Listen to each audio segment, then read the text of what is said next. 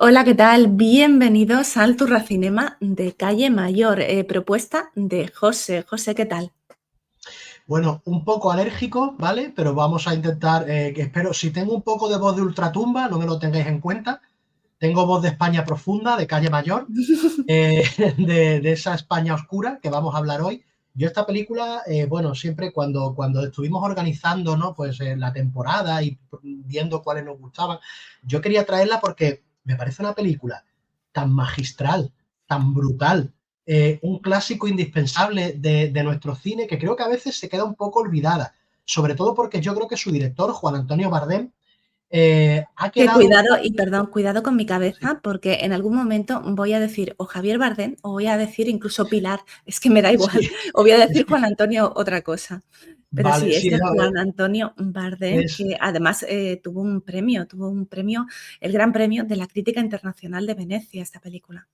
sí, es que fue una película que dentro de España pues fue muy criticada porque evidentemente cuando ves esta película es que era, esto bueno, claro, en 1955 esto era una película antifranquista total. Yo no sé realmente esta película, me pasa un poco como me pasa con ciertos cómics de Bruguera de la época. A mí me gusta mucho el cómic, o sea, hablo mucho también en mis redes sociales de cómic y a mí me pasa con esta película cuando lo mismo que me pasa eso, cuando leo, por ejemplo, cómics de Carpanta, de Escobar, ¿no? Que Ujú. recordamos, que digo yo, o cómics de o Zipizape también de Escobar, o las hermanas Gilda de Vázquez, que digo, ¿cómo demonios permitían que esto estuviese? O sea, la censura franquista, ¿no? O, por ejemplo, o novelas como La Colmena, de Camilo José Cela, ¿no? Que bueno, en este caso Cela tenía unos ciertos enchufes en la administración, dicen, hay leyendas urbanas, ¿no? Pero de todo esto que le permitieron publicarla. Pero me hace gracia porque Calle Mayor es una película totalmente desoladora, brutal, que pone a la sociedad franquista por los suelos. Lo mismo pasaba esto, por ejemplo, tú recuerdas los cómics, por ejemplo, bueno, son un clásico español, los cómics de Carpanta, Ujú. que era, empezó en 1947 y Carpanta era un pobre muerto de hambre que vivía debajo de un puente de la posguerra, que siempre intentaba comer y nunca lograba comer. Eso eran los gags de humor negrísimo de Carpanta, ¿no? Y me hace gracia porque la censura a Escobar le obligó a cambiar la palabra hambre, porque Carpanta decía tengo mucha hambre, le obligó a cambiarla por apetito. Entonces, es como, me parecía súper loco, porque claro, ves a un hombre que es que realmente no come y dice, no, tengo mucho apetito, y se quería zampar un pollo entero de cabeza, ¿vale? Eso era Carpanta, ¿no? O por ejemplo, Zipizape, que eran dos niños que su padre, don Pantuflo, les pegaba, porque no estudiaban, eran malos estudiantes de la dictadura franquista, que eran maltratados constantemente, ¿no? O este que había comentado, las hermanas Gilda, que eran dos hermanas solteronas frustradas, con una frustración sexual sugerida enorme, que estaban todo el día peleándose y matándose vivas en su casa. O sea, era que por ejemplo, las hermanas Gilda recuerdan mucho a, esta especialmente al ambiente de Calle Mayor, ¿no? Este maravilloso cómic de Vázquez, ¿no? Y Calle Mayor, a mí me parece una película, es que me parece tan espléndida que es que me parece inmortal. He dicho me parece un montón de veces, pero esto es que me estoy emocionando, ¿no? Y siempre digo, ¿cómo? A pesar de que tuvo sus problemas, pero ¿cómo la dejaron Y existir? eso que acabamos de empezar, solo te he dicho qué Es que tal me Calle encanta, Mayor. ¿Qué es tal que me Calle encanta. Mayor? Y ya te has ido a los cómics. ¿Qué tal Calle Mayor? Y Sí, ya te has ido sí, hasta los cómics. ¿Qué te pensamiento ha arbóreo. parecido Calle Mayor la última vez que la has visto? ¿Te ha Una gustado? obra maestra, una obra maestra. No sigue de actualidad en su retrato social, por suerte, pero sí que sigue siendo un asunto peliculón y un reflejo de una época que esperamos no repetir, un reflejo de una época totalmente desalmada, de frustración salvaje y, bueno, es que es una obra, una auténtica obra maestra. No me extraña que en 1956, digamos, lo petase en Europa de esta manera. La alabaron los directores de la Nouvelle Vague francesa, o sea, lo alabaron los directores italianos, la alabaron los directores italianos. Es una película muy de tono neorrealista en su estilo y en su concepción y en su denuncia. Y a mí, bueno, solo puedo quitarme el sombrero ante Bardem, que creo que Bardem a veces queda muy olvidado ante Berlanga. Lo pienso, tú te ríes, Carolina, porque... No, porque solo te he preguntado qué tal la película y ya te has ido a Ah, Bardem. pues ya está, pues. ¿Para Bueno, ya? comentar, paro ¿Te ha sin gustado la comentar. película? Sí, se Me ha acabó. encantado, me ha encantado. Seguimos.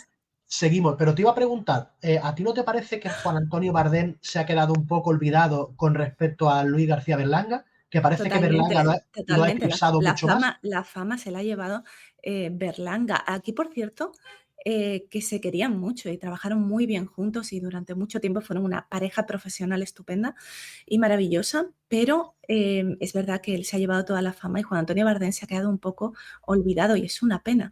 Em, por cierto, decías de Juan Antonio Bardem y de la censura. Em, es que la censura no se es curioso, no se paraba en lo importante, en la crítica social, ¿no? Se paraba en chorradas, en tonterías y al final por ahí se colaba la mayor crítica, ¿no? Se la colaban en las narices, ¿no? Y es muy curioso, no es el único ejemplo, Calle Mayor. Es la época también de las revueltas estudiantiles. Bardem es detenido por la policía político-social, acusado de formar parte de grupos antifranquistas y pasó directamente a una celda que estuvo recluido un par de semanas durante el rodaje de esta película, ¿no?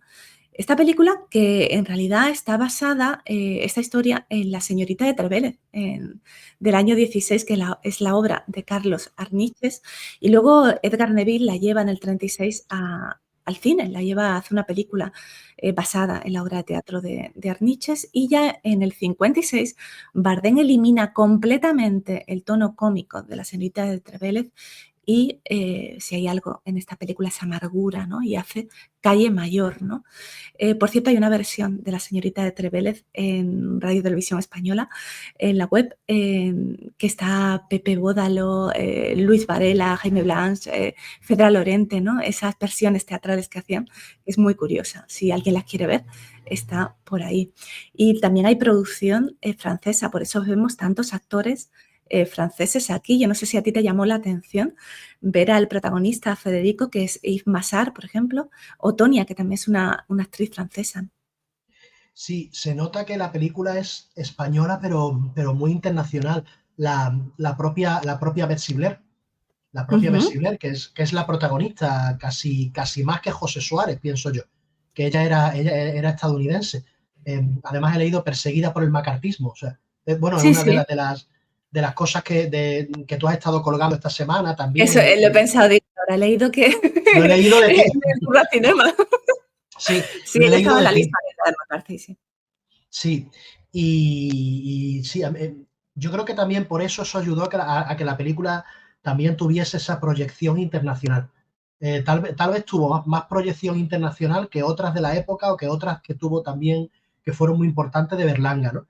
Eran los dos directores, digamos, que hicieron sobre todo algo diferente, ¿no? En esta época tan oscura de España, ¿no? En la dictadura, porque realmente ellos empiezan, es curioso porque hay un evento aquí que son las conversaciones de Salamanca, que, bueno, Ujú. es una especie, tuvieron supuestamente un éxito relativo, pero en las conversaciones de Salamanca, Berlanga y Bardem lanzaron una serie de discursos que trataban de renovar el cine español.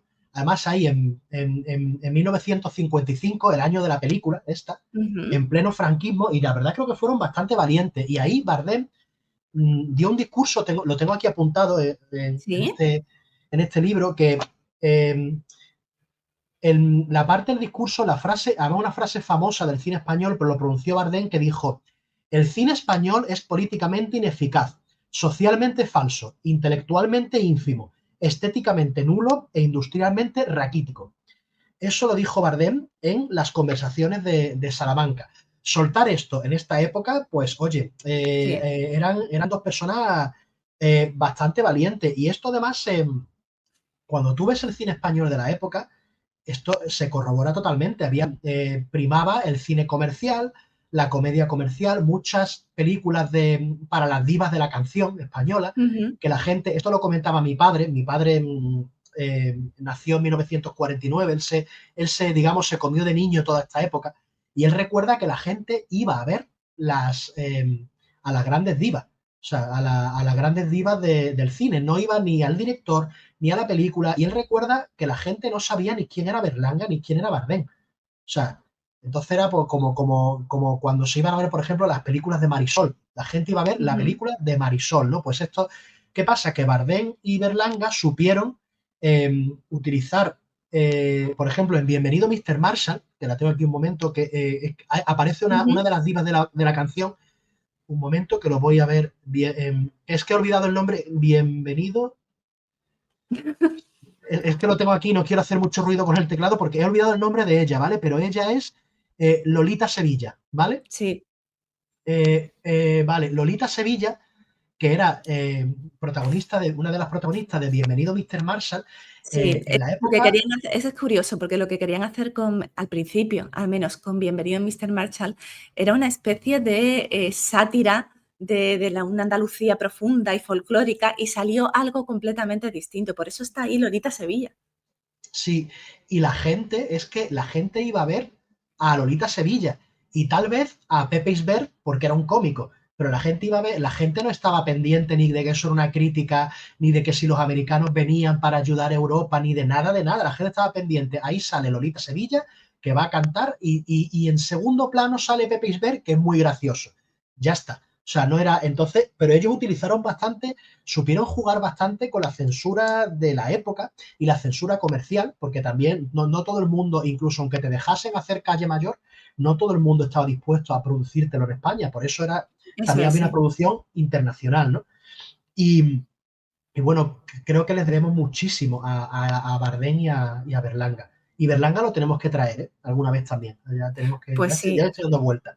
Ya le estoy dando Sí, vueltas. esa película además va mucho de la verdad, de sacudir y despertar conciencias, ¿no? De no os calléis, la verdad como elemento salvador, es un poco el personaje de Federico.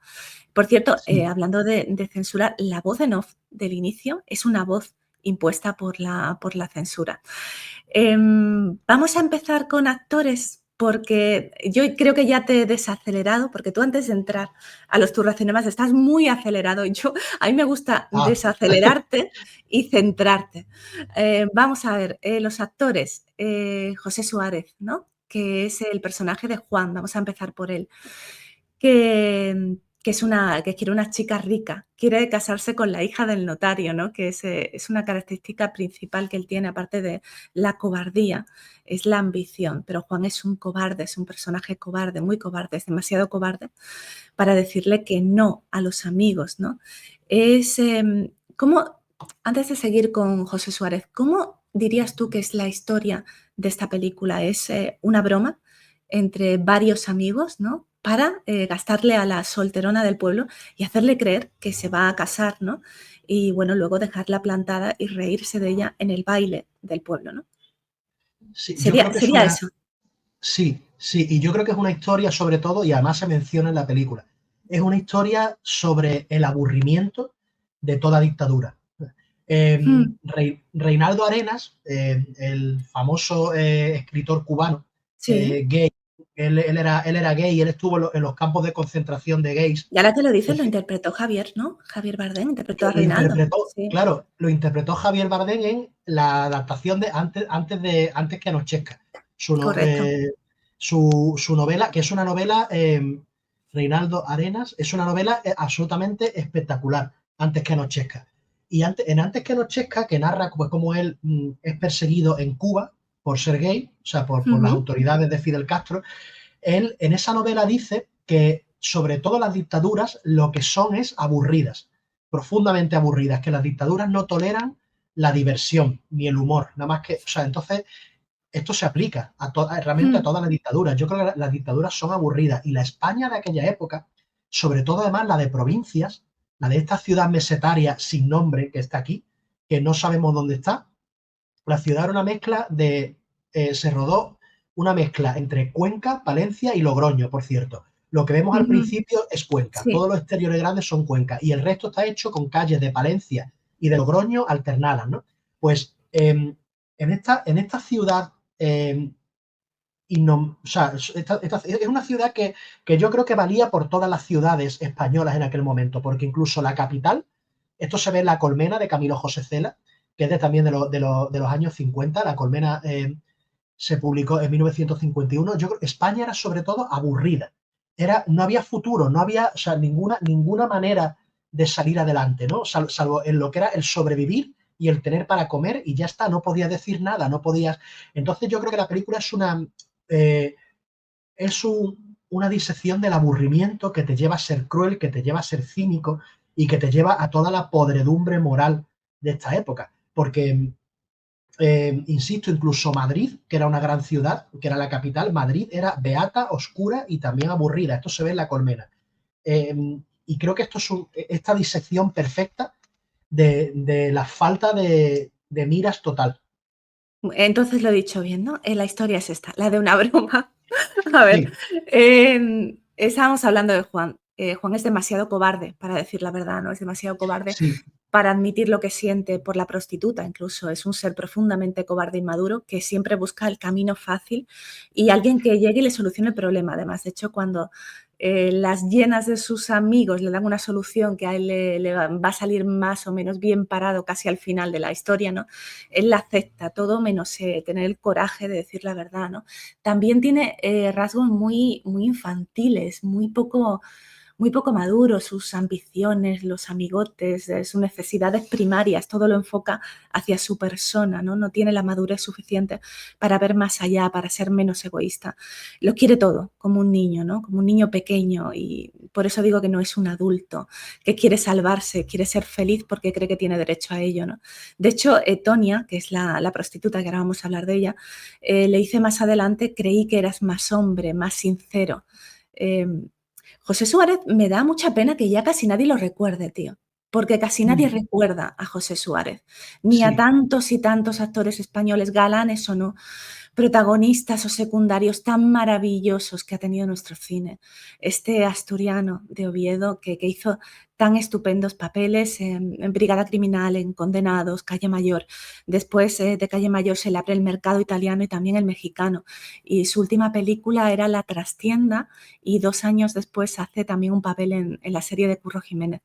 Muy grande, José Suárez. Mira que es difícil con esa pinta tan de galán, cogerle manía a este cobarde, pero es que él lo hace maravillosamente bien. Sí, se vuelve un personaje odioso precisamente con cobarde, por cobarde, te da una cierta pena, te da una cierta pena, pero dices, es que no tienes, como se diría en la época, es que no tienes perdón de Dios, ¿vale?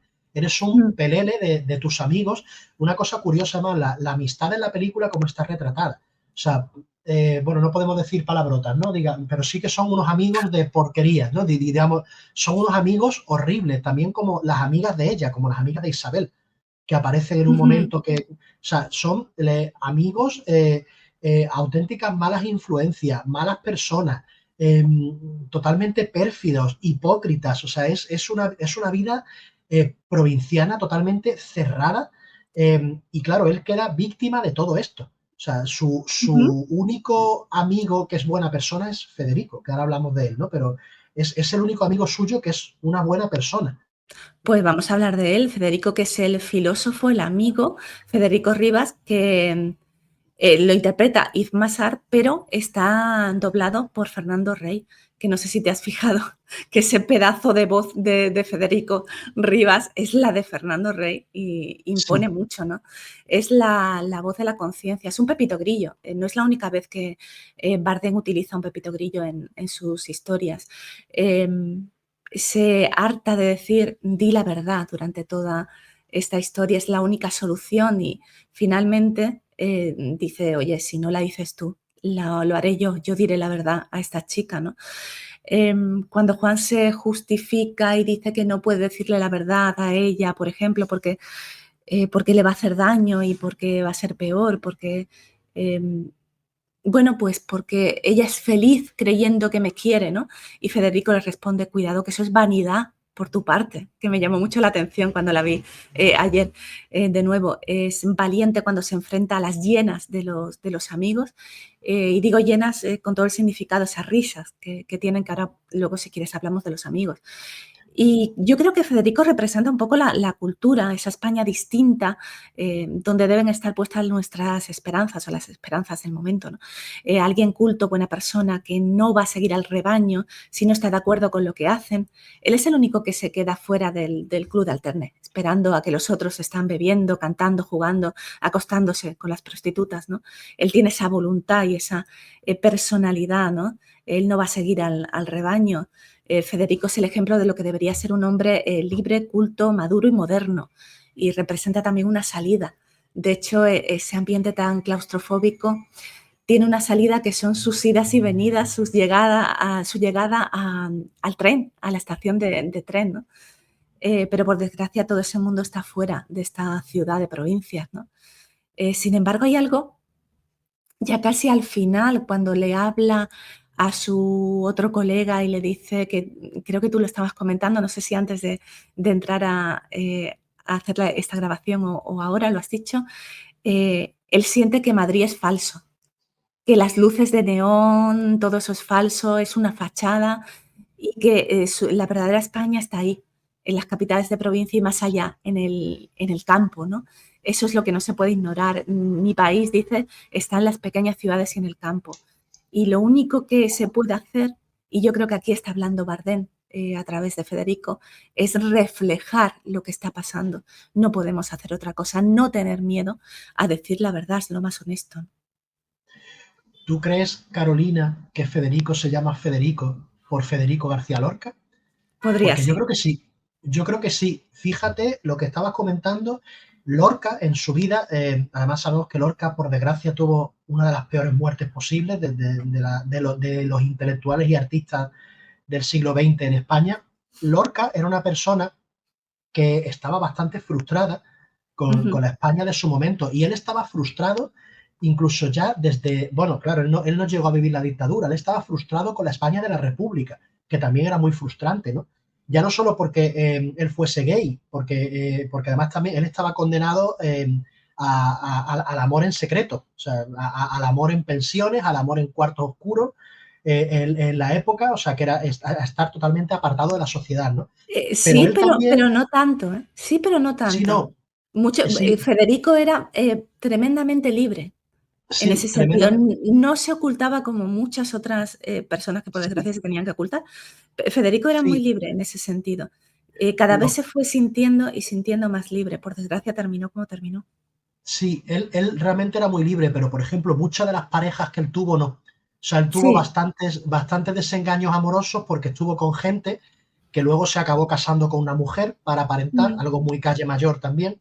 Y él, por ejemplo, él era un intelectual muy frustrado, pero que él realmente, él lo mismo tenía poeta en Nueva York, que porque él estuvo viviendo en Nueva York, que lo mismo después te sacaba bodas de sangre. O sea, él era una persona que habló mucho del mundo cosmopolita que había más allá de España, pero que también habló mucho de la España profunda, de esa Granada profunda que él conocía también perfectamente. Entonces yo veo muchas similitudes entre ambos Federicos, ¿no? Lo dejamos en el aire, pero yo creo que esto puede ser totalmente por él, ¿no? Y además que eh, Lorca era una persona además socialmente comprometida. eh, Me cuadra mucho como este Federico que le dice al protagonista que está haciendo las cosas mal y que si las sigue haciendo mal, él va a tomar las cartas en el asunto. Y claro, es mm, una persona, él va, por ejemplo, a la ciudad de su amigo, donde lo han destinado a él en el banco, para hablar con don Tomás, ¿no? Que es un intelectual que vive en esa ciudad de provincia, lo vemos al principio, ¿no? Al que él admira para que escriba para estas revistas, ¿no? Él además está metido en revistas, ¿no? Como Lorca en su época, ¿no? Con la generación del 27, ¿no? Pues con amigos como Rafael Alberti, como amigos como Dalí, que era amigo suyo también. Entonces, yo veo bastante paralelismo y Federico me parece uno de los personajes más interesantes. Es también ujú.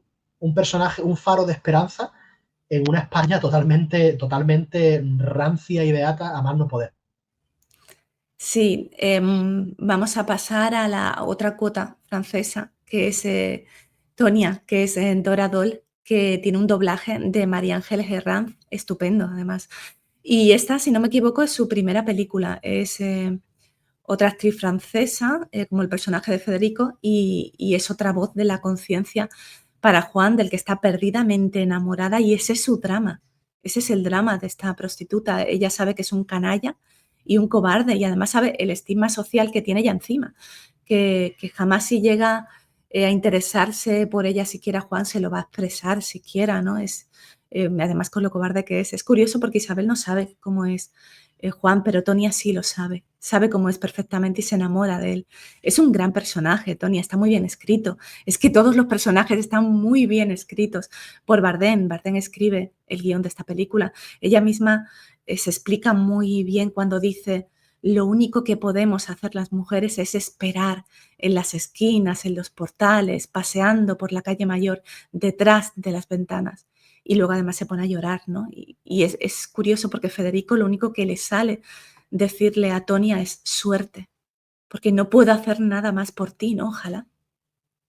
Sí, a mí el personaje de Tonia me parece, y ahora hablaremos del de Isabel, pero me parece que es la otra cara de la moneda de la época de Isabel. Hay una dualidad total entre las dos, porque realmente una es prostituta y la otra es una solterona, solterona para la época, porque es que tiene 35 años. De esto hoy en día nos Mm. reímos, ¿vale? O sea, porque, en fin, es que yo tengo 41 y yo soy súper joven. O sea, No, vamos a hoy ver, en día le dices a alguien que te casas y dice, ¿cuánto tienes? No, 35 años. Y digo, qué joven te casas, ¿no? sí, sí, sí, es tremendo, ¿no? Tonia, está esperando realmente a que un hombre la saque de la prostitución, de una manera u otra, ¿vale? Mm. Es una mujer, irónicamente, siendo prostituta en la época, es, entre comillas, más empoderada que Isabel, sobre todo porque, bueno, Tonia por lo menos maneja algo de dinero, tiene algo de independencia, pero realmente son la cara, son una moneda en distinta cara, o sea, porque las dos son mujeres oprimidas. Creo que la película es muy feminista para la época. Calle Mayor me parece muy feminista. O sea, el retrato de estas dos mujeres. Y bueno, a mí me parece un personaje absolutamente espectacular. Y junto con Federico, lo que tú has dicho es la voz de la razón en este mundo horroroso.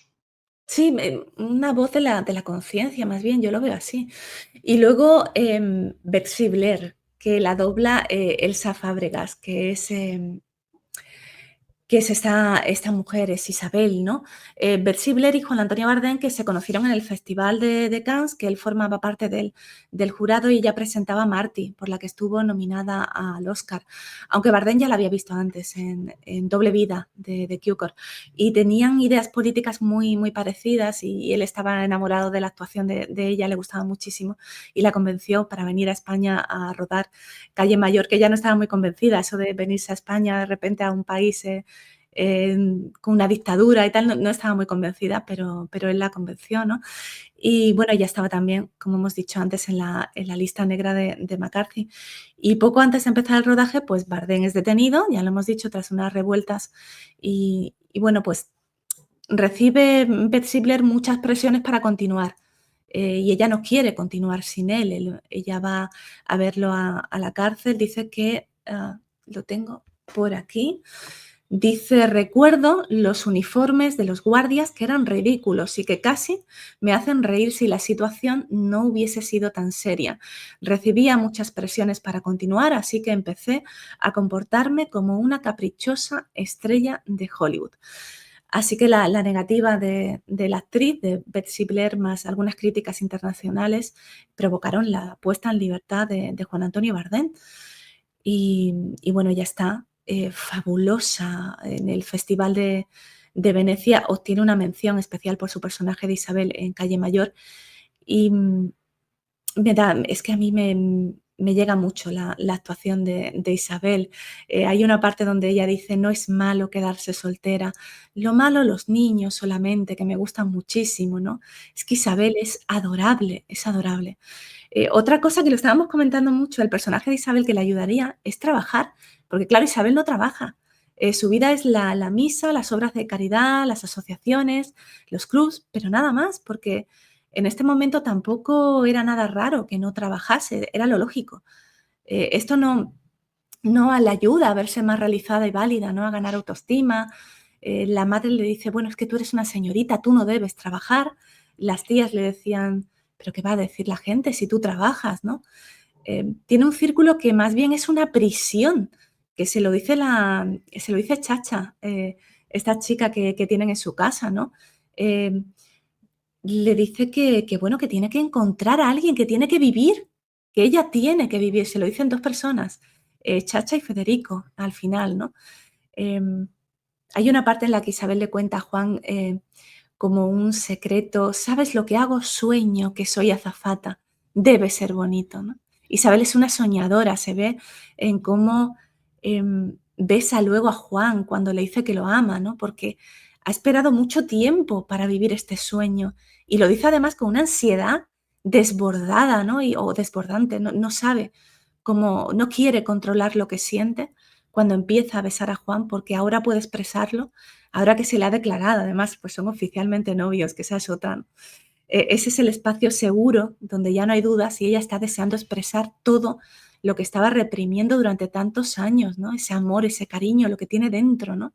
Y está tan apasionada y tan tierna y tan necesitada, tan ansiosa de amar y de que la amen, que tú te enamoras de ella.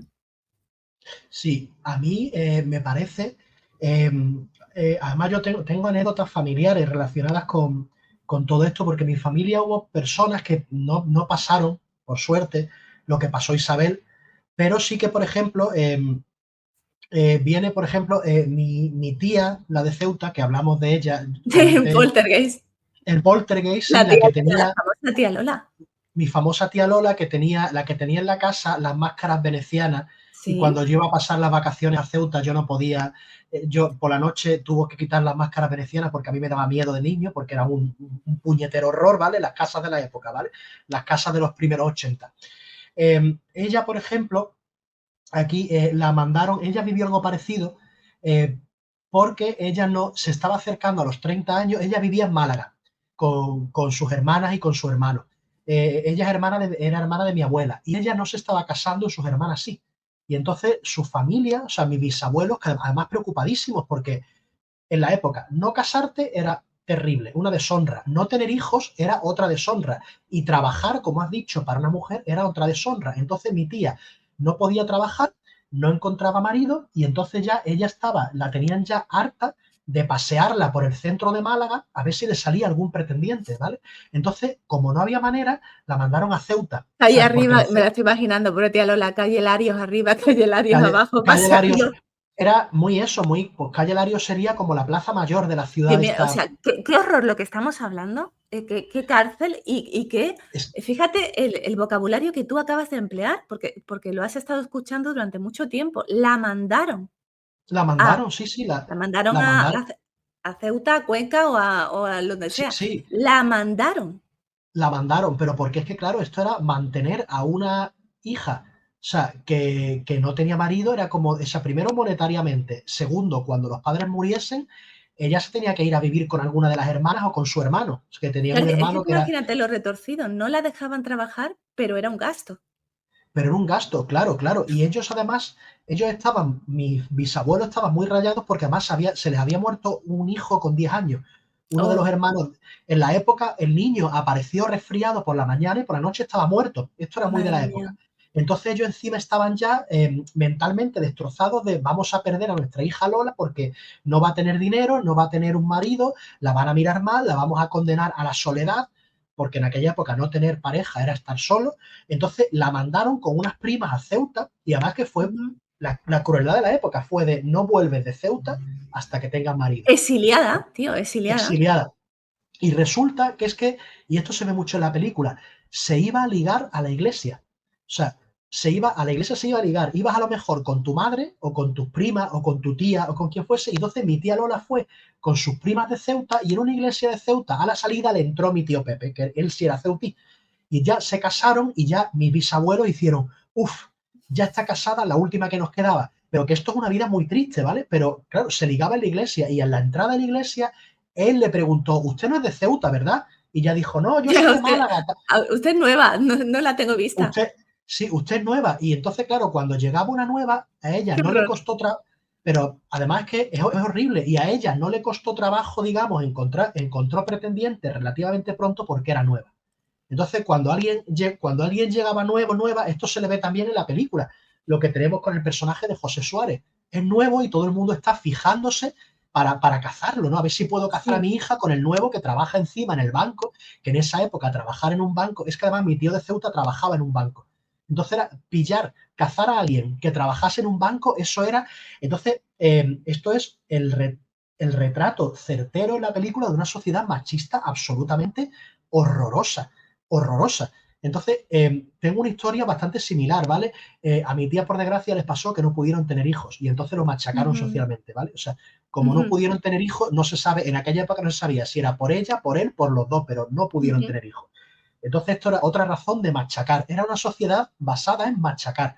Todo era machacar. O sea, a la persona. O sea, todo lo que hicieses estaba mal. O sea, y eso lo representa muy bien Calle Mayor. Y lo que comentabas tú también de de que Isabel es una soñadora. Hay Ujú. una parte que me encanta, que es que ella hace referencia que le encantan las comedias brillantes americanas. Eh, las Sí, películas, por ejemplo, como recuerdo Una fiera de mi niña, habla sí. de las cocinas blancas. Las Sí, cocinas blancas. estuvimos hablando también de este tipo de comedias en el Turracinema que hicimos sobre La Rosa Púrpura del Cairo, ¿no? También estas Claro, comedias de teléfono blanco, donde, bueno, había ricos en casas estupendas, ¿no? Y por la noche se iban al Copacabana y el pobre que estaba en el cine estaba viendo eso, ¿no? Y se aliviaba un poco de su realidad. claro, es que, a ver, yo soy el primero que a mí me encantan películas como La fiera de mi niña, por A mí ejemplo, también, pero ¿eh? A mí me a gustan. mí me encantan, pero La fiera de mi niña, pues bueno, eran películas que estaban destinadas a que los pobres pudiesen soñar, los pobres americanos y en este caso los pobres españoles. Y aquí es que precisamente a mi abuela, que era la hermana de mi tía Lola, esta, ¿vale? Mm, A ella le encantaban estas películas, pero porque es que vivían mi abuela Carmen, mi abuela materna, pero es que vivían tanto mi abuela como mi tía, como sus otras hermanas, su hermano, vivían en una sociedad tan despreciable y ellas se habían comido con patatas la posguerra, habían pasado hambre. Entonces, claro, vivían en una sociedad tan horrorosa y tan frustrante que soñar con las películas americanas era lo que tenían. Yo me acuerdo que mi abuela decía, a lo mejor de La fiera de mi niña, que a ella le gustaba mucho, o de películas incluso que no eran comedias brillantes, como Siete novias para siete hermanos, que es un clásico, pero la ves hoy en día y es lo más machista que hay, ¿vale? Y la veía y mm. decía, no, pero son películas muy bonitas, ¿vale? Entre comillas, muy bonitas. Para ella una película muy bonita era que es que le sacaba Sí, de su realidad horrorosa. sí, y era un poco, es verdad, esa frase se refería un poco a era estéticamente bonita. Y es verdad, eran estéticamente muy bonitas y te metían en un mundo que tú no podías, ver Sí, en tu realidad, ¿no?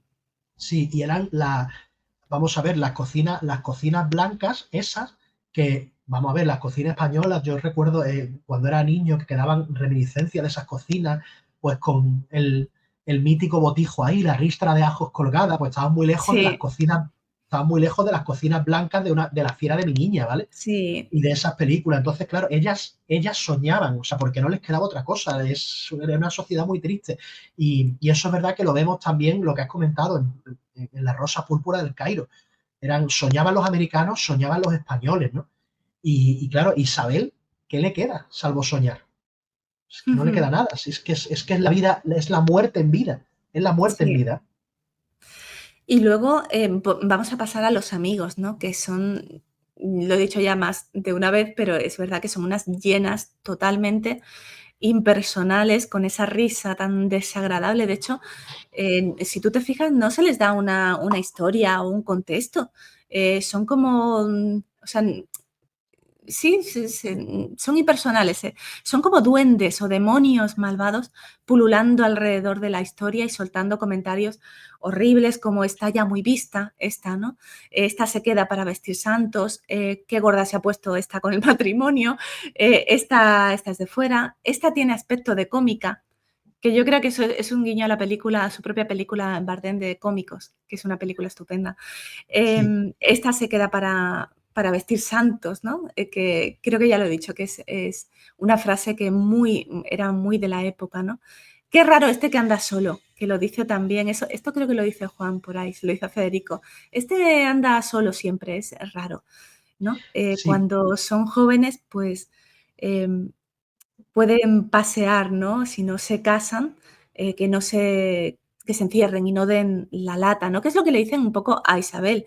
Es que si tú ya te has quedado soltera, no empieces a andar por ahí. A mí me molesta que andes por la calle Mayor buscando un marido y que pongas ojitos y que vayas a los bailes. No, enciérrate. O te metes a monja o cualquier cosa. Enciérrate porque no quiero verte. Me molesta verte, ¿no? Esa es la crueldad que nace también del aburrimiento y de la incultura. Yo añado, aparte del aburrimiento, de la incultura. Y mucho de eso está aquí. No tienen inquietudes, no más allá de su trabajo y de jugar al billar y de idear bromas pesadas y de dedicarse a criticar, no tienen nada más, ¿no?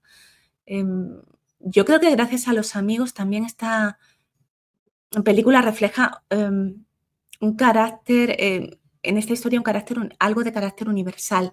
Quiero decir, esa estrechez de miras, esa crueldad, esa incultura, ese rural cerrado, podría ser cualquier ciudad perdida de una Norteamérica profunda o de cualquier otro lugar, por desgracia, es muy extrapolable esta historia, ¿no? La sensación de lugar detenido en el tiempo, que no avanza, genera mucha frustración y mucho malestar, todo está estático, como seguramente Bardem sentía que estaba la España de su época. Sí. Aquí una cosa que también me resulta muy curioso de todo lo que comentaba, lo que ha cambiado, por suerte, ¿no? Toda la época. Ella, hay un momento que dice, Isabel dice que ella ya cuando ve que planea, que parece que se va a casar por fin, dice que será madre con 36, ¿no? Y dice, Sí. seré una madre vieja, pero me hace gracia porque hoy en día yo no tengo hijos, ¿vale? Y no entra en mis planes tenerlos, pero mis amigos y mis amigas, ¿vale? Han empezado a tener hijos a los 38, a los 39, a los 40, y además que hoy en día siempre se dice lo de los 30 son los nuevos 20, los 40 son los nuevos 30, los 50 son los nuevos 40. Es verdad que hoy en día, por suerte, no nos encerramos con aquella época con 30 años, ¿no? Como esos solterones o esas solteronas. Yo creo que el personaje este, el raro este que pasa por la calle, que tú has comentado, yo creo que ese personaje puede ser una versión masculina de Isabel. Un solterón que se ha quedado ahí Ujú. solo, que por eso se ríen de él. Vete a saber si un solterón o si un gay Sí, en aquella época yo en la lo he Armada. pensado también, esta cosa de siempre va solo, ¿no? Sí, esta Sí, crítica, sí. sí, porque esa era otra figura muy triste, por desgracia, que era en las ciudades franquistas, que mis abuelos hablaban de ella, y se ve además, por ejemplo, se ve además en novelas como La Colmena, ¿no? Ujú. El gay del barrio o la lesbiana del barrio, que todo el mundo lo sabía y se reían de ellos por la calle. O sea, que es que esto era, y evidentemente esa gente o no se casaban, o se casaba uno con una mujer y otra con un hombre, y claro, salían matrimonios horrendos y desastrosos que de frustración eterna hasta que te mueras, ¿vale? Entonces, claro, esto era el mundo este, ¿no? Y me resulta curioso eh, todo lo que por suerte hemos cambiado, ¿no? Y todo lo que la película denuncia. Y una cosa también que también me hace gracia, la madre de Isabel, hay un momento que dice que ella estuvo 3 años hablando con su marido, ¿vale? De novio, ¿vale? O sea, Mm. 3 años dando vueltas a la Plaza Mayor, ¿vale? Y al final ya se casaron. Y me hace gracia, ¿vale? En la época de hoy, ¿vale? Que es que, claro, eh, gente, si pudiésemos hacer espiritismo y traer a fantasmas de esa época hoy y viesen el Tinder, el Grindr, los bares para ligar, los bares de swinger, o sea, es como de el poliamor, o sea, no sé si se horrorizarían, se reirían o dirían a lo mejor hay que ver lo que me he perdido, ¿no? Pero es verdad que hoy en día, o sea, ves estas cosas y nosotros tenemos aplicaciones Sí. para echar un rato con alguien una noche y largarte después a tu casa, ¿vale? Y lo que pasaba esta gente, ¿vale? Es un mundo verdaderamente horrible. Yo con la película a mí me encanta, pero yo sufro a veces Es terror, pensando que es terror, es terror, porque es tú lo terror. ves ahora y te da terror y ves cómo están todos, o sea, ya no solo Isabel, la Etonia, están todos encorsetados de tal manera que, bueno, te genera mucha frustración y mucha sensación de ansiedad. Sí. Eh, sí, dele. Y una cosa también que estaba pensando también, yo no sé si la censura se dio cuenta, pero hay un momento, ahora que ya hemos tratado todos los personajes, La tú te has censura no fijado, se da cuenta de nada nunca, de que es nada, lo sí, más sí, de nada. curioso Sí, de sí, todo, sí. mira, hay una parte, ahora que ya hemos tratado los personajes principales, que antes de que se me olvide, tú te has fijado que Juan, ¿vale? O sea, el protagonista se confiesa con Tonia, la prostituta. Es como si Sí, ahí el cura era muy como el psicólogo de la época, entre comillas, ¿no? mm. Si es que se le podía llamar psicólogo a un cura, ¿no? Y la gente se confesaba con el cura o sea, Juan se confiesa con Tonia. O sea, fíjate, Pero fíjate no es la... el único. En la conversación que tiene Tonia con Federico, Tonia se lo dice. Le dice, es Sí, que nosotros somos como confesoras, la gente viene aquí a confesar. a confesar, sí. No es solo Juan, son todos. Sí, sí, todos, porque, claro, tienen también ellos, aún siendo privilegiados de la época, porque ellos podían irse de prostituta y podían irse de juerga. Algunos de ellos están casados, se ve que están casados, su mujer está muerta de asco en su casa y ellos están ahí de juerga pues, cada vez que pueden. Entonces, pero incluso ellos son muy miserables, o sea, tienen vidas muy asquerosas. O sea, insisto, es que esta película es una película de vidas miserables y muertas en vida. Y me parece lo de cambiar el cura confesor por la prostituta, oye, o sea, para la época, ¿eh? O sea, me parece bastante atrevido, cuanto menos. Venga, entramos en escenas. Em, Sí, Te cuento una. Es que hay un momento que a mí me mata y es Isabel frente al espejo cuando se está vistiendo, porque ya Juan le ha pedido salir, y de repente se salta de la cama, se mira en el espejo y no le gusta su imagen en el espejo, ¿no? Cree que es horrible, se ve mayor, tío, y se echa las manos a la cara así, ¿no? Como intentando cambiar su cara o que desaparecieran las arrugas o que volver el tiempo atrás, ¿no? Y me mata esa parte cuando se toca la cara. Y luego además contrasta mucho porque seguidamente, inmediatamente se va a la cama y empieza a ver la entrada de cine que han comprado, ¿no? Y ves cómo le vuelve la vida y la alegría, y es muy significativo que esto además le pase con una entrada de cine. Ahí está, yo creo, Bardem, ¿no? Ella está mirando la sesión de tarde, la butaca, el número, la fila, ¿no? La música que está sonando en ese momento. Eso es un canto de amor al cine de Juan Antonio. Y está recreado ahí estupendamente bien, ¿no? La felicidad que es capaz de transmitirte Beth Sibler, que es impresionante, ya ves que está enamorada, ¿no? Entonces, eso que pasa en tan poco tiempo, primero ella misma no aceptándose frente al espejo, horrorizándose por su imagen y luego feliz con la entrada de cine, a mí me parece maravilloso. sí. En esa entrada además se ve la de fecha el 27 de octubre de 1955. O Que sea, hay gente sabemos que buscando qué estrenos de ese momento, sí. sí, y sabemos que la película, como son varias semanas y varios días, pues la película se desarrolla entre los últimos días de octubre y los primeros días de noviembre de 1955. Ahí sabemos exactamente la fecha de la película. A mí esta escena me parece brutal, o sea, también la dualidad que se ve entre esas dos escenas, ¿no? O sea, y además encima te duele más porque sabes lo que viene. O sea, Ujú. sabes el tortazo que le va a venir. Sí, Eh, a mí una escena que me flipa también, que es la de la procesión. vale, La, vámonos. la escena de la procesión es, o sea, declarársele en medio de una procesión y de repente, en el momento en el que se calla la música, escuchan eso, está toda la calle mayor mirando, toda la ciudad mirando, y empiezas a ver planos de beatas envueltas en negro, todas así, mirando, mirando, mirando, mirando. O sea, es Que como da que miedo, es un poco lo que tú decías de terror, el tono un poco terrorífico que tiene esta historia. sí, Se supone que es una cosa, y no te quiero interrumpir, te dejo, una cosa súper alegre y súper feliz, pero sin embargo está llena de oscuridad y de cierto terror, ¿no? sí, es que la película tiene dos escenas de terror, yo creo que o por lo menos muy inspiradas por el cine de terror clásico de la época.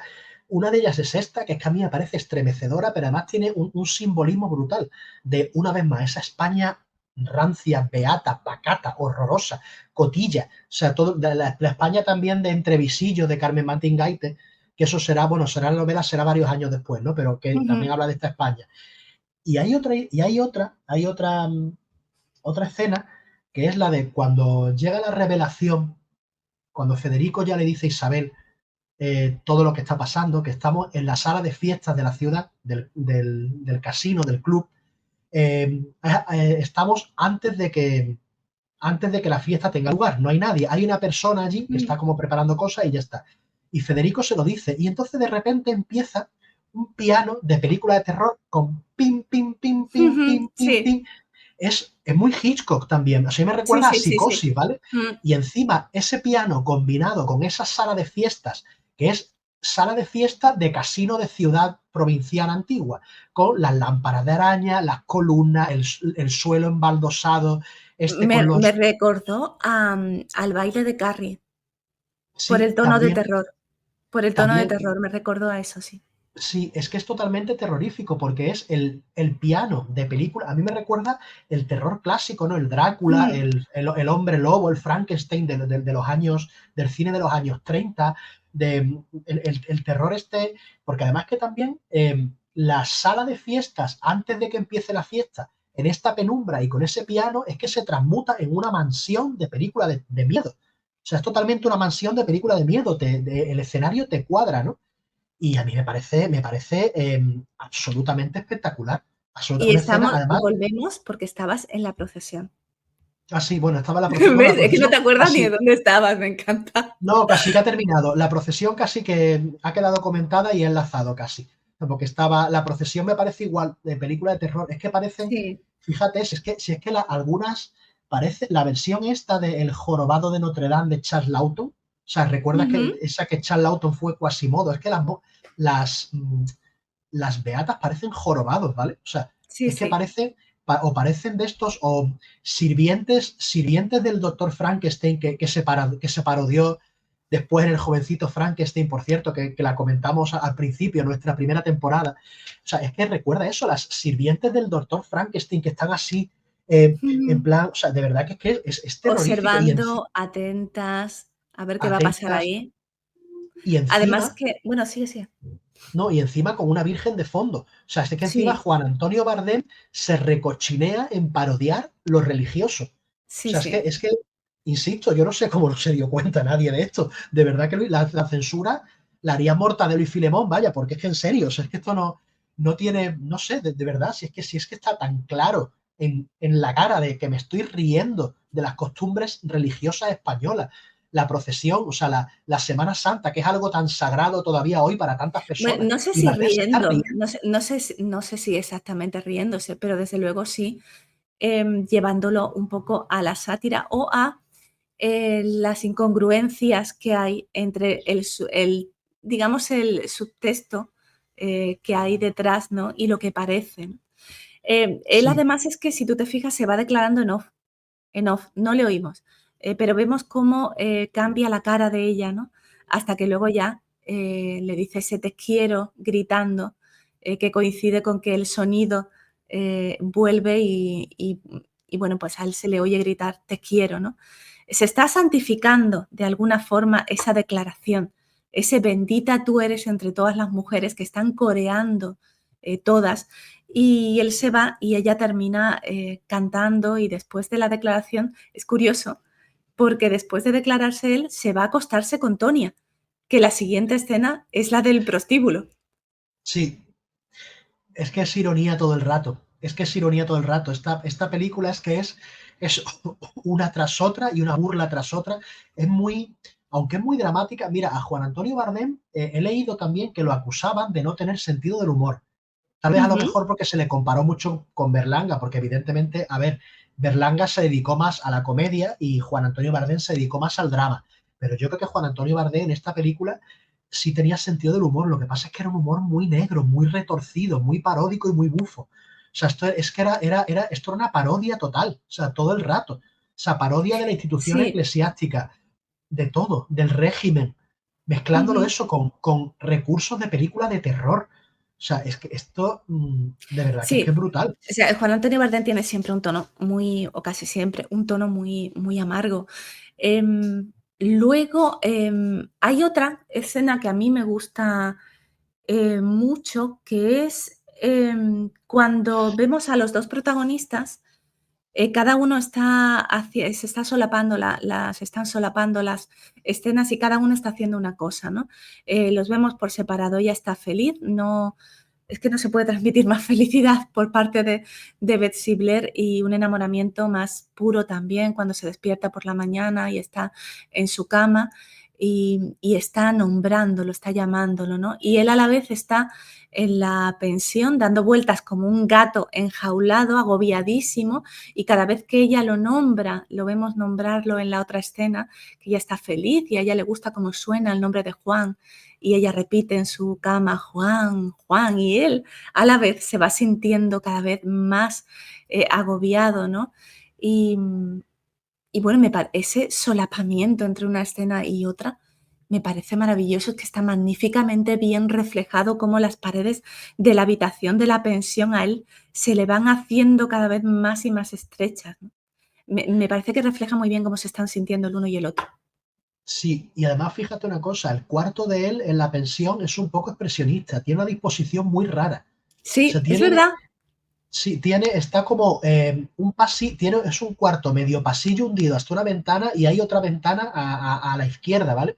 Es un cuarto muy gabinete del doctor Caligari, ¿eh? O sea, salvando las distancias porque no es que el cuarto esté dislocado, ¿vale?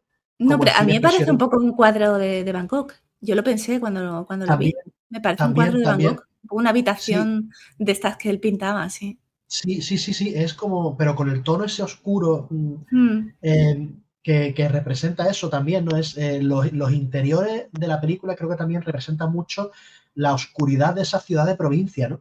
Las pensiones esas pequeñas con ese cuarto. Después, por ejemplo, la casa de ella, la casa de Isabel, que es una casa que parece como de antigua nobleza militar venida a menos. claro, porque Eh, se supone que, claro, ella es hija de un coronel, creo que dice que también los la censura, metieron ahí tijera en esas frases porque no les cuadraba, que un coronel, pues, no les cuadraba. O sea, un coronel o tiene que morir en la guerra o tiene que venir condecorado, no les cuadraba que fuera el padre de Isabel. Y metían, tijera en esas cosas tan absurdas, que no tenían importancia ninguna y se tragaban toda la crítica, social, ¿no? sí, además hay una cosa curiosa, el cuarto de ella es enorme. O sea, el cuarto de ella es un salón, ¿vale? O sea, y tiene una cama enorme, o sea, un cuarto súper amplio. O sea, se ve que ahí, en esa casa, ha habido dinero. Se ve que se está. Bueno, de Sí. hecho, tienen una chacha. Lo que Bueno, pasa es no, que, claro, espera, no es que sea una chacha, se llama chacha. sí, pero Lo que pasa es que a no mí queda. no me gusta mucho el término chacha, Sí, a mí ni tampoco. ni ¿Cómo le criada, y llamamos? no sé exactamente cómo llamarla. A mí me encanta el término, ya sé que es muy cursi, pero a mí me gusta el término ama de llaves, porque es que engloba mucho. Esa mujer es una segunda madre, es una especie de nanny, es una cocinera, se encarga también de la casa. No sé si decir ama de llaves, pero a mí es que es un término que me gusta mucho. Igual tendremos que inventar uno. Inventar uno, sí. El caso es que se ve que en esa casa algo de dinero ha habido. Otra cosa es que Mm, ya, pues, claro, las quieren casar porque debería estar mantenida por un marido y porque, bueno, porque la madre no va a durar siempre, pero se ve que en esa casa ahí ha habido pasta, porque además hay un corredor también con ventanas que bastante luminoso. eh, ya te digo, o sea, después a esa mujer, a esa ama de llaves tal, es de la familia toda la vida, pero pagarle le tienen que pagar. O claro, sea bueno, y que, la que madre tampoco está muy bien, está enferma y bueno, ella, Isabel, cuando van a ver el piso le dice a Juan: "No le ha querido subir y no le digas nada, pero está enferma", ¿no? Que es otra sí, cosita más que le añade de culpa a Juan, ¿no? sí. Luego, Em, bueno, sigue. no, no, no, se me había. Avanti, avanti.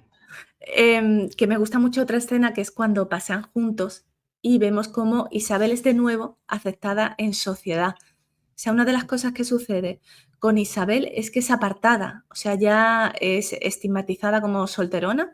Las amigas casadas, pues ya solo se relacionan con las casadas, que esta es otra. Y no hay espacio para una solterona. Y de repente, cuando saben que se le ha declarado, la empiezan a parar de nuevo por la calle, empiezan a hablar con ella las antiguas amigas, las monjitas que le paran, ¿no? Que Isabel les dice: "Creí que ya no se acordaban de mí, madre", ¿no?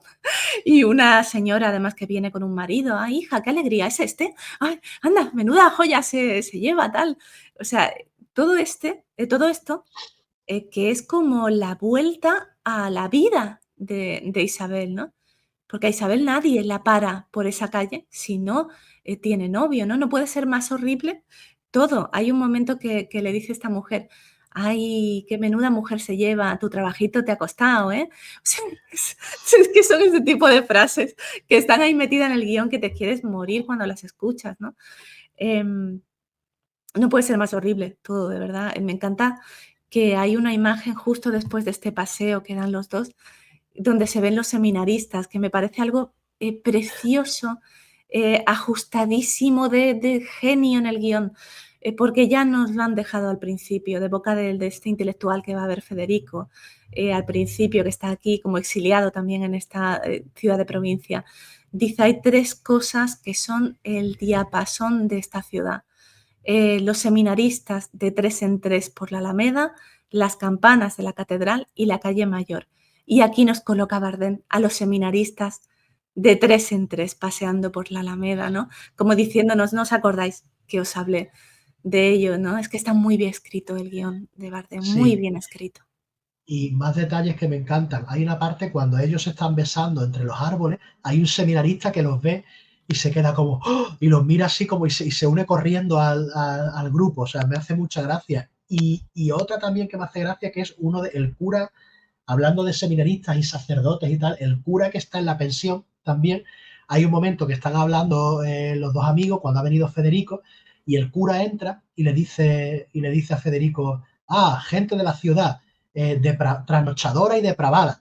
Y Sí, dice, se echa un vaso de agua y dice, mi vasito de agua, ¿no? Y dice, como, y claro, me hace gracia la contraposición que ellos van a salir, ¿vale? Van a ir a todos, a los antros de la ciudad, van a ir a emborrachar. Bueno, Federico no tanto, ¿no? Pero supuestamente van a salir a emborracharse, a fumar, a estar con prostitutas. Y el cura se está acostando con un vasito de agua, o sea, posiblemente ahí a las 9 de la noche o incluso antes, ¿vale? Y me hace mucha gracia todas las contraposiciones irónicas que tiene la película. Por cierto, una cosa, también aparece una figura olvidada que a mí yo la veía en los cómics de la época de Bruguera, que es el Sereno, sí. que era el vigilante nocturno de las ciudades. Hay una parte cuando están hablando de revelar el plan, si lo van a hacer o no, cuando están diciéndole al protagonista pues, que es un cobardica, que es un tal, hay un momento que al fondo de un callejón aparece el sereno y hace con el bastón, como que se callen ya, ¿no? Y me resulta muy curioso esta figura que ya no existe y bueno, es una representación también de esa España que ya no está, ¿no? Aunque había leído artículos hace poco de que algunas ciudades querían recuperar la figura del sereno para que las Ujú. calles fuesen más seguras de noche. Curioso cuanto menos, ¿no? Pero claro, es que esto también se convierte ya en cine histórico. O sea, estamos viendo cosas que ya no existen, ¿no? O que no existen por ahora. No sabemos eso, si volverá el sereno. Esta película es un documental social de la época. Es un Sí, puro documental social de la época, sí. sí. Y otra cosa que también que se me había olvidado comentar, me encanta cuando van andando por la calle mayor y van. No pueden terminar una conversación porque es adiós, hola, Ujú. adiós, adiós. Y después están en el bar los amigos y están hablando y no paran de saludar gente. Todo lo que pasa por delante es, o sea, levanta la mano y es como de las conversaciones aquí no terminan porque no paras de saludar gente porque todo el mundo te conoce. O sea, A mí también me llamó la atención eso. es opresivo. No pueden dar un paso ni terminar una frase sin tener que decir adiós a alguien, ¿no? Sí, sí, Luego, en sí. los paseos, si te fijas, la cartelería, está quitada de las paredes, los muros y todo, está quitada la cartelería, porque no querían que hubiera publicidad, ¿no? Y está quitada, es curioso. Y luego me Sí, gusta mucho cuando van a ver el piso, que piensas hay un momento que piensas: "La va a arrojar por el hueco". Es que lo piensas.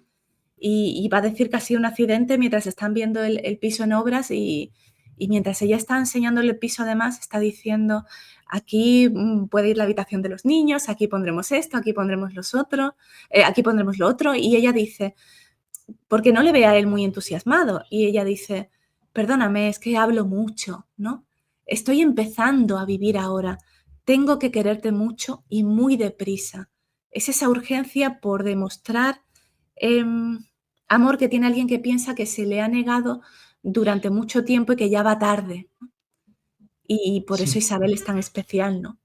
Y contrasta sí. con esta imagen de un poco de vértigo de Hitchcock también de decir: "Dios mío, que la va a arrojar por el hueco".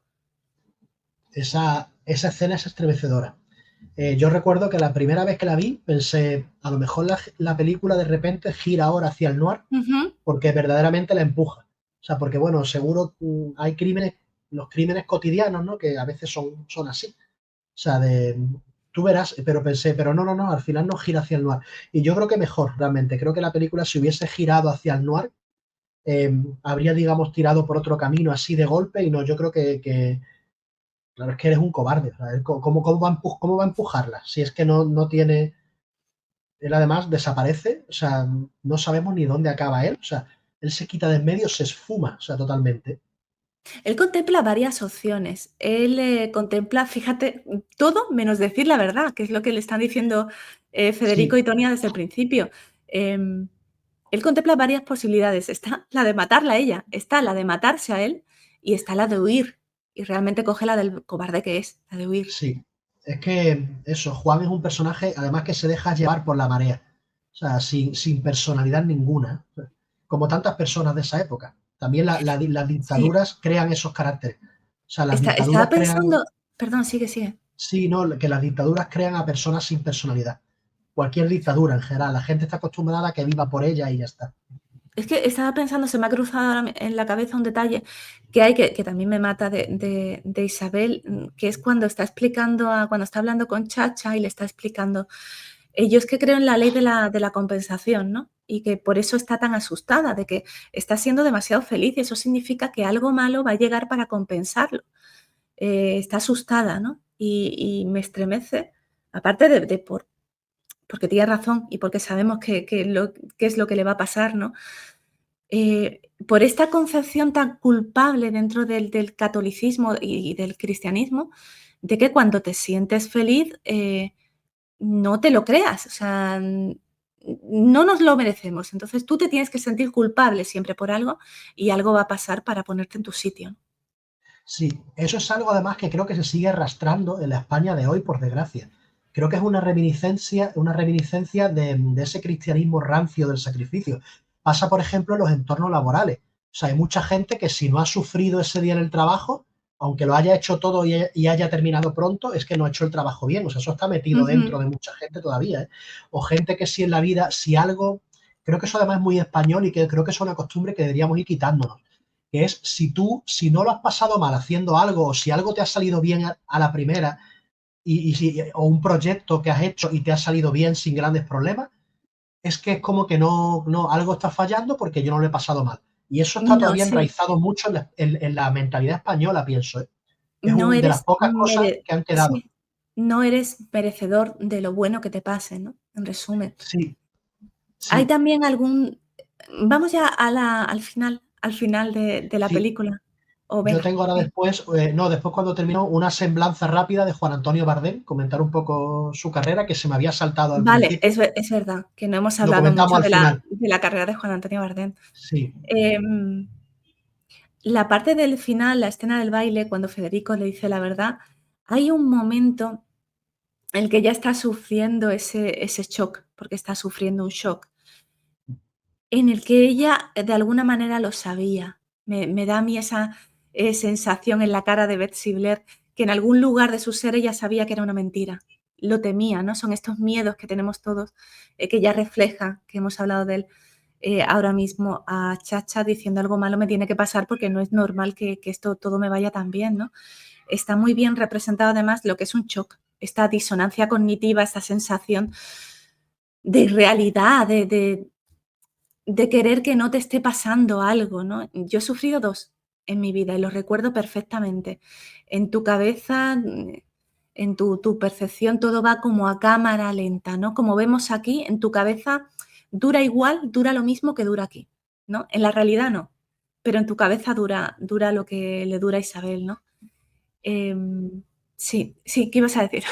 sí. No, estas cosas suelen pasar cuando, por ejemplo, cuando tienes un desengaño, por ejemplo, como el de Isabel Amoroso, cuando, por ejemplo, te están haciendo mobbing en el trabajo y todavía no terminas de asimilarlo. Hay muchos Mm, estudios psicológicos de todas estas cosas.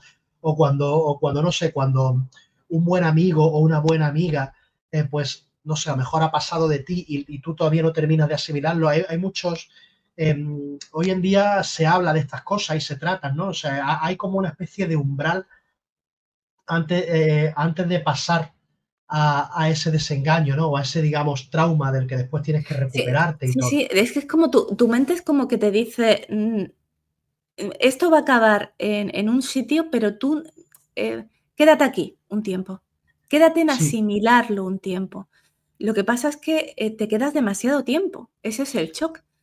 Para ti es demasiado tiempo, luego igual en la realidad no lo es tanto, pero para ti es demasiado tiempo. Entonces, este proceso te lleva a creer que ese tiempo que estás asimilando no es ni siquiera real, estás como fuera de la realidad, como que la mente te lleva a otro sitio y te quedas ahí un tiempo. sí. Y creo que ese, como dices, ese impasse lo representa muy bien la película. Lo representa muy bien, con todas las ambigüedades que tiene. En Es una que época Bessie además, Blair está estupenda, me encanta la sí, interpretación de ella aquí. sí, y en una época además que ya no es que no se preste, hoy que por suerte, ¿no? La salud mental es tan importante y que todo el mundo estamos hablando siempre de salud mental y tal, pero en esa época es que directamente que psicólogos ni había, o si había, había uno en Madrid o dos, es que claro, o sea, es que qué tipo de educación para afrontar traumas o puede tener una persona como Isabel que vive donde vive Isabel en la época, en este 1955, ¿no? Es que nada, no tenías herramientas de absolutamente nada. Y luego, la escena del baile es que ya la hemos hablado un poco antes, pero huir o quedarse, esta pregunta de la estación, porque Federico le dice: "No se quede, no se quede", no es el único que se lo dice, pero usted tiene que vivir, no se tiene que vivir, no se quede aquí, Madrid debe tener a alguien, o si no, yo le presento a los míos, pero véngase conmigo. La salida se la está dejando ahí, ¿no? Y ella aparece incluso en la estación de tren, y es muy angustioso esta parte, cuando el taquillero le dice: "¿Dónde? ¿Dónde, señorita? ¿Dónde quiere el billete?", ¿no? Y ella no puede contestar siquiera. Y creemos que se va a quedar ahí, pero no, al final aparece Federico y se ponen a hablar. Y es ese horror también reflejado, de Yves Massart, cuando Federico se da cuenta de que, no se va a ir con él, de que va a volver a enfrentar, su destino, o el destino que otros han decidido por ella, y que se va a quedar en ese sitio, en ese rol, encorsetada para toda la vida, ¿no? Sí, yo creo que también está la duda económica, porque, por ejemplo, ella en esa ciudad de provincia mesetaria donde vive, dentro de lo que cabe, tiene una casa que en algún momento, pues bueno, ella podría hacer la pensión, podría buscar alguna manera, está su madre, está la chacha, es el sitio que conoce, pero claro, en Madrid, vete a saber, aunque te ayude Federico, ¿no? Pero en Madrid posiblemente tengas que ponerte a limpiar o ser tú una chacha de otra casa, que era muy típico Ujú. en la época de las mujeres, porque o incluso acabar en prostitución como Tonia, o sea, en Madrid, ¿vale? O sea, que realmente Sí. es que ella está desprotegida en todo. Posiblemente lo económico pase en algún momento por su cabeza. O sea, en No Madrid no no tengo no ni es una casa. casualidad, no es casualidad que cuando ella sale a la ventana, que es el plano final, que además es un corte muy abrupto. El final de esta película es muy, muy abrupto, no te deja prácticamente asimilar y respirar. Ese fin está puesto, delante de Isabel, como diciendo: "Es el fin para Isabel". Yo creo que es el Sí, fin de la esperanza, porque hasta ese momento Isabel, estas 2 protagonistas que se parecen tanto, que son, lo decías tú antes, que son Tonia e Isabel, la prostituta y la solterona.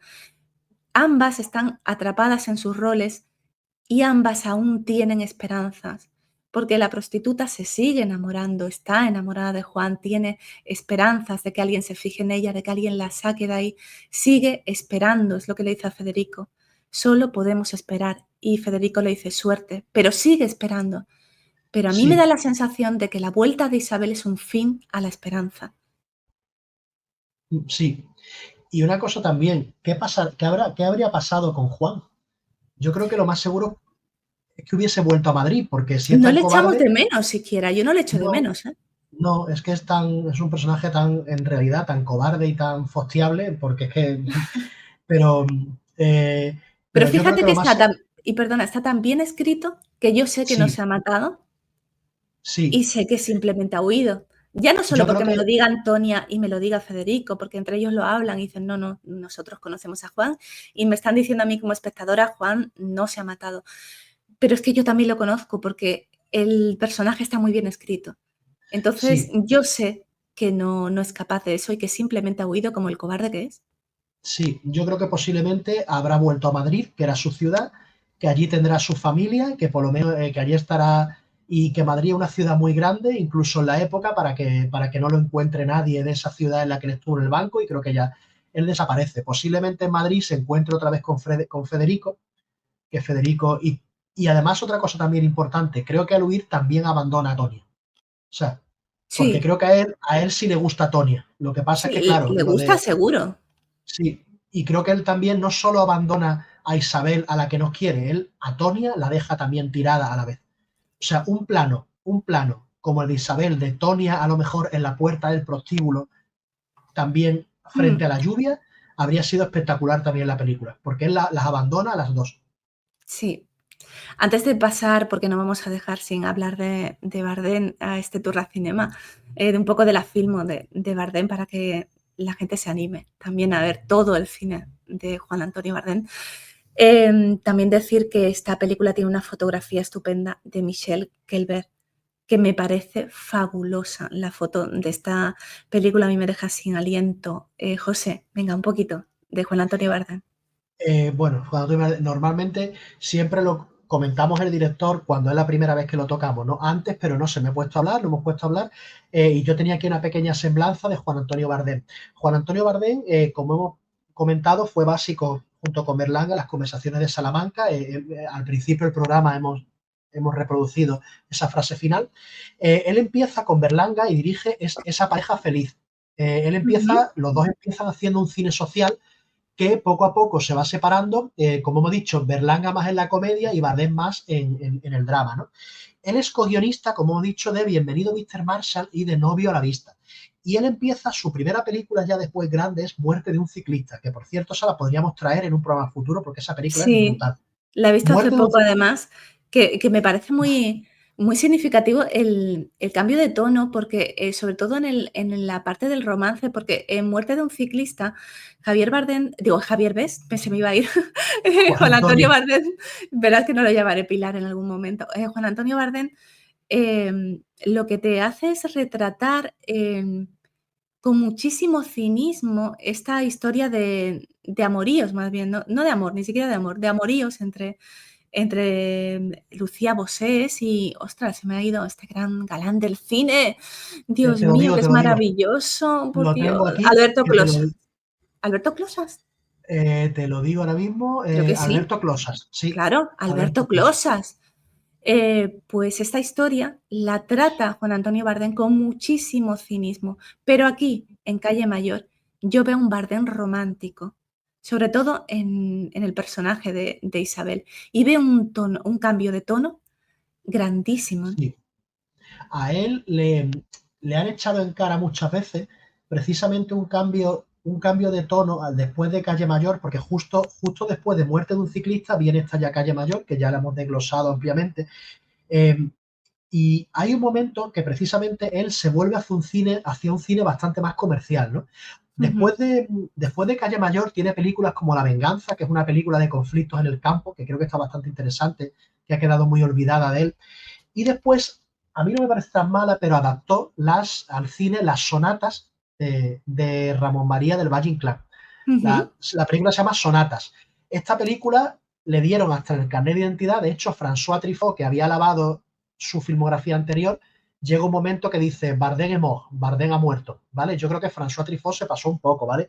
Sonatas no me parece una película mala, lo que pasa es que no era cine François social Truffaut es como... que era muy estrellita, si no hacía una Sí, declaración muy contundente no se quedaba a gusto tampoco. sí, es que los de la Nouvelle Vague, Truffaut, Godard, es que eran muy cañeros, ¿vale? Eran muy cañeros. Pero creo que, bueno, Sonata no era una película mala. Lo que pasa es que era una película, pues bueno, una adaptación literaria que no era cine social, que era lo que había hecho Bardem hasta entonces, ¿no? Entonces, Bardem a partir de Sonatas tiene esta etapa comercial que en la Nouvelle Vague, que los autores franceses le dan tanta caña. Empieza a hacer películas, por ejemplo, con divas, por ejemplo, en Varietés sale Sara Montiel, Ujú, y en El poder del deseo sale Marisol. Entonces, estas películas, las películas con divas comerciales en la época estaban bastante mal vistas para, digamos, lo que era el arte más independiente, ¿no? Tiene también una versión de La isla misteriosa y el capitán Nemo, porque está interesante. Eh, pero después sí que es verdad que, no sé, entra en un momento un tanto comercial, creativamente extraño, y ya en Democracia sí vuelve bastante al cine social con El Puente. El Puente sí me parece ujú. una película fantástica. Y creo que ha quedado un poco algo olvidada. El Puente es con un Alfredo Landa impresionante que se va de puente y en el puente le pasan unas cosas, ¿no? Pero aquí utiliza un poco, como decíamos antes, aquí utiliza Alfredo Landa, que era una estrella de la comedia, que Alfredo Landa después hizo papeles gloriosos, ¿no? Pero Alfredo Landa empezó haciendo mucho más comedia que después ya papeles como El Crack, ¿no? Y como todo lo que vino después. Ujú. Eh, y El Puente es una película en la que él vuelve al cine social y también vuelve con 7 días de enero, que es una película política y aquí ya pues Bardem sí que recuperó un poco del prestigio pues, que había perdido con esas películas de divas y con ese cine comercial que había hecho. A mí me parece, a pesar de, bueno, de las etapas que a lo mejor que tuvo de bache, me parece un director muy básico. Como he dicho, creo que hay que ¡Hala! Se ha reivindicarlo hecho la como... luz. Uy, se ha hecho la luz. Perdón, es que he hecho una Sí, cosa, una tontería con la cámara y, Ah, y ahora mismo me podéis ver. Antes creo que no me ah, veíais. Bueno, eso que ahí lleváis, está. que ganáis. Listo, ya está.